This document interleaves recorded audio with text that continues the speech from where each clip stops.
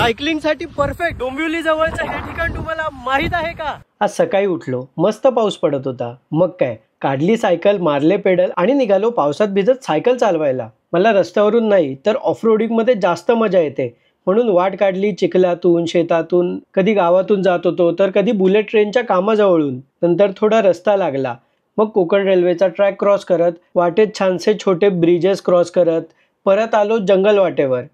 एवढ्यात लागला हा ओढा. पाणी एवढं फास्ट की थोडी फाटूनच हातात आली. मग वाट काढली दुसऱ्या रस्त्याने. तितक्यात पाहतो तो काय, एक ट्रक तोच ओढा पार करतोय. आपणही करूया का? पण लगेच लक्षात आलं, ट्रक केवढा आणि आपण केवढे.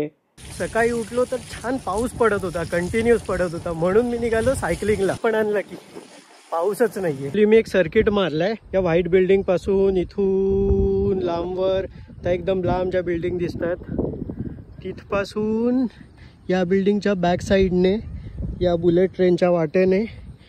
सो असा एक मोठा सर्कल घेतलाय मी. वाटेत जेसीबी की खुदाई आणि शेतीचं काम बघत पोचलो या देसाई खाडीजवळ. इथून मिळतो एकदम मस्त पॅनोरॉमिक व्ह्यू. लोकेशन हवंय तर मग खाली कॅप्शन आणि कमेंटमध्ये चेक करा. नंतर शेवटी आला बहुचर्चित शिळफाटा रोडवरचा पलावा ब्रिज. परवा सुरू झालेला आणि 2च दिवसात खड्ड्यांनी वेलकम करणारा. तोही पार करून पोहोचलो घराजवळ.